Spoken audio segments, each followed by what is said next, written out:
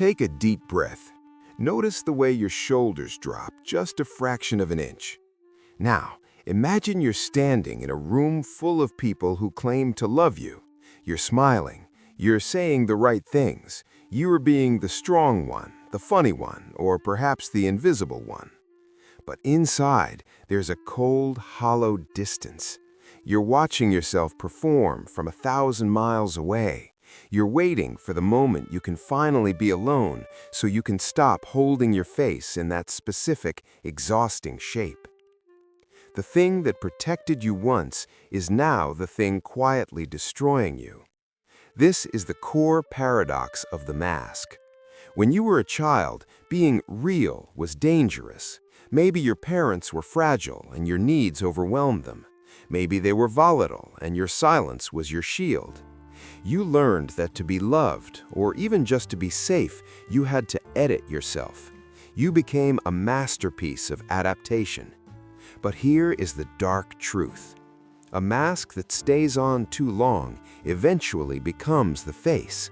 You didn't just hide your pain, you hid your joy, your anger, and your desires. You traded your authenticity for an attachment that feels like a cage. You are successful, perhaps even admired, but you are a stranger to yourself. Today, we aren't just looking at how to see through others, we're looking at how to dismantle the fortress that has become your prison. To understand why we wear these masks, we must look at the biological blueprints of the human psyche. We are not born with masks, we grow them like scar tissue over unhealed wounds. The first concept we must address is parentification. This occurs when the traditional roles are inverted. You weren't allowed to be a child, you were drafted into being an emotional regulator for your parents. You learned to read the micro-expressions of their faces before you could even read a book. This created a state of hypervigilance, a permanent on switch in your nervous system. Your brain's default mode network, the part of the brain active when we are at rest, became hijacked. Instead of reflecting on your own dreams, your rest state became an endless loop of scanning for potential conflict. You became a master of avoidant attachment. By keeping a polished, impenetrable mask between you and the world, you ensure that no one can ever get close enough to see the damaged child you believe lives underneath. This isn't just a personality trait, it is a relational blueprint. You are operating from an emotional neglect schema. Because your internal world was never mirrored back to you with care, you concluded that your internal world doesn't matter. The mask is your attempt to be useful enough to justify your existence. Your nervous system is stuck in a functional freeze state. You are moving, working, and speaking, but your spirit is paralyzed behind the porcelain. The cost of this survival is what we call invisible grief. It is the mourning of a person who is still alive, you. Every time you say, "I'm fine," when you are drowning, you commit a small act of self-betrayal. Every time you swallow your anger to keep the peace, you bury a piece of your vitality. The philosopher Carl Jung warned us that the persona is that which one in reality is not, but which oneself as well as others believe one to be. When you live through the persona, you are living a life of as if. You act as if you are happy. You act as if you are fulfilled. But because the mask is doing the living, the mask is the only thing receiving the rewards. When someone praises you, it feels empty because you know they are praising the mask, not the person behind it. Think of the fear that haunts your quietest moments. It is the fear of being known. You suspect that if the mask cracked, if people saw the messy, needy, or angry version of you, they would leave. This fear complicates the simplest moments. A compliment feels like a demand to keep the performance up. A quiet evening feels like a threat because there is no one to perform for, and the silence forces you to face the emptiness. You have sacrificed the I am for the I should be. As we navigate adulthood, The mask doesn't just hide us, it begins to dictate our entire life path.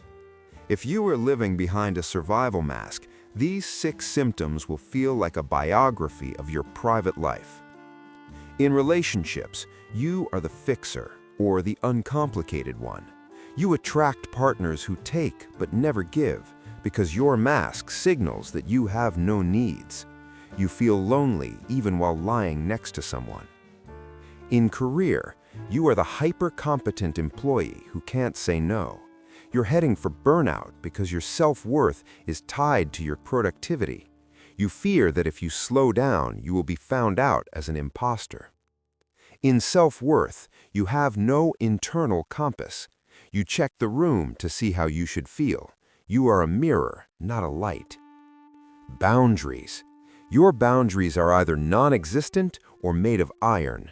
You either let everyone in to walk over you, or you shut everyone out so completely that you are a fortress of one.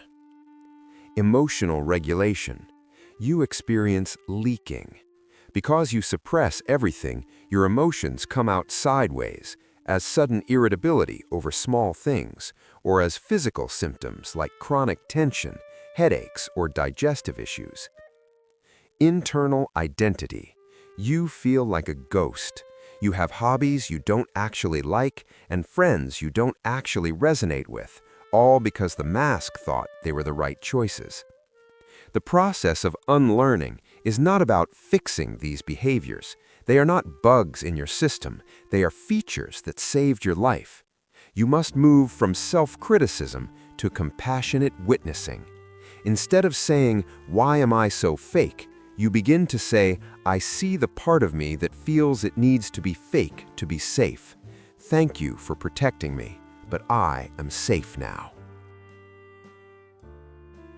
To break the mask, in yourself or to invite someone else out of theirs, you must follow these 5 psychological laws. Law 1. The law of safety before sincerity. A mask will never drop in a judgmental environment. If you want to see the real them or the real you, you must regulate the nervous system. You cannot think your way out of a mask. You must feel your way into safety. Law 2. The law of the shadow. You must reclaim the negative traits you've hidden. Your anger is your boundary setter. Your sadness is your connection to your humanity. Your neediness is simply your capacity for intimacy. Law 3. The law of micro-disclosures. Don't shatter the mask all at once. Practice small honesty. Tell someone you're a bit overwhelmed instead of great. Watch the world not end. Law 4. The law of reparenting. You must become the parent you didn't have. When the true self tries to peek out and feels terrified, you must be the one to say, "I'm here, I won't leave you." And Law 5. The law of softness over survival. The mask is hard, rigid, and cold. Healing is soft, fluid, and warm. Choosing softness means allowing yourself to be unproductive, or wrong, or emotional without punishment. Healing is the slow, deliberate work of coming home. It involves nervous system regulation, teaching your body that the war is over.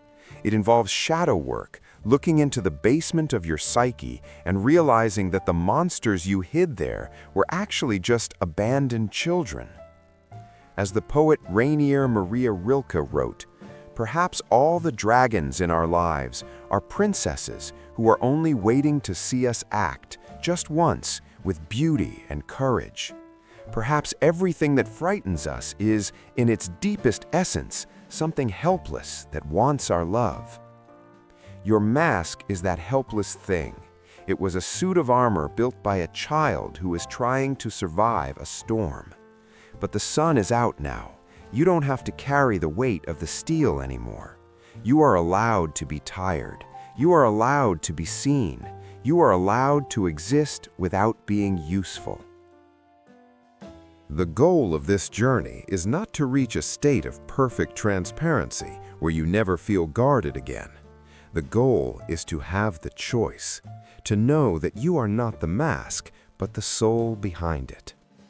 The goal is not to be fixed, but to become whole. If this resonated with the person you keep hidden, I invite you to leave a comment, not as the strong version of yourself, but as the real one.